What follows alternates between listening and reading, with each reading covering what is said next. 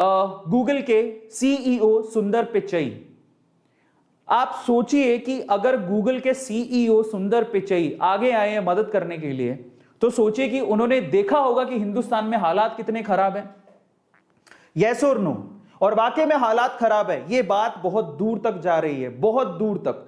सुंदर पिचई हिंदुस्तान की मदद करने के लिए, इंडिया की मदद करने के लिए आगे आए हैं। उन्होंने क्या लिखा है जरा आप देखिए। ओवरऑल 135 करोड़ रुपए डोनेट किया उन्होंने, 135 करोड़ अलग अलग वे से उन्होंने डोनेट किए, जो कि सहायता हिंदुस्तान तक पहुंचेगी। कैसे पहुंचेगी? उन्होंने लिखा, devastated to see the worsening covid crisis in India.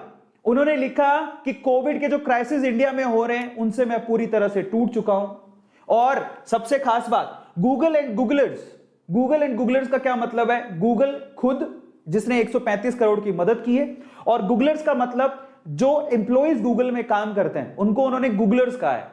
वहां के एम्प्लॉइज ने भी हिंदुस्तान की मदद करने के लिए ऑलमोस्ट 1 करोड़ 35 लाख रुपए इकट्ठा किए, जो डोनेट हुआ है। मतलब इतना 1 करोड़ 1.5 करोड़ के करीब उन्होंने भी इकट्ठा किया है, एम्प्लॉइज ने भी, वो भी डोनेट हुआ है। और वो कैसे डोनेट हुआ है? गिव इंडिया को दिया जा रहा है और यूनिसेफ को दिया जा रहा है, जो मदद एक्चुअली इंडिया को इनडायरेक्ट वे से पहुंचेगी।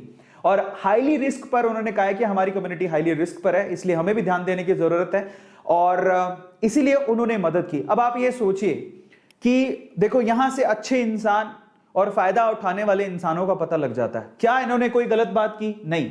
इनको पता लगा सिचुएशन बहुत खराब है, इन्होंने बोला हम मदद करेंगे। गूगल से 135 करोड़ की मदद आई है, ये मदद हिंदुस्तान तक पहुंचेगी और लोगों तक जाएगी।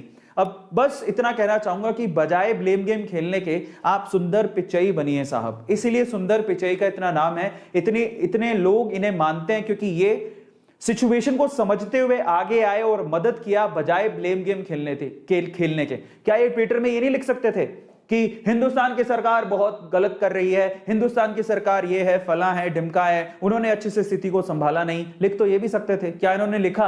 क्योंकि ये जानते हैं कि ये पैंडेमिक है और इसमें बहुत बड़े बड़े देश भी फेल हो गए थे। अगर आप 2020 के आंकड़े उठाओगे तो बड़े बड़े देश जहां पर लोगों ने सोचा नहीं था कि कोरोना जैसी सिचुएशन पैदा हो जाएगी, उनकी हालत खराब हो गई थी। हम तो फिर भी इंफ्रास्ट्रक्चर के हिसाब से हिंदुस्तान बहुत नीचे आता है, लेकिन बड़े बड़े देशों ने 2020 में बुरे बुरे दिन देखे हैं, इतनी मौतें हुई हैं वहां पे। तो आप क्या ब्लेम गेम खेल रहे हो? किसको इल्जाम लगा रहे हो? जरा सोचने की बात है। मुझे कहना तो नहीं चाहिए, लेकिन ये हो गलत रहा है। आज हमें मदद की जरूरत है, आप आगे आइए, और मदद नहीं कर सकते तो प्लीज आप कड़वाहट मत फैलाइए।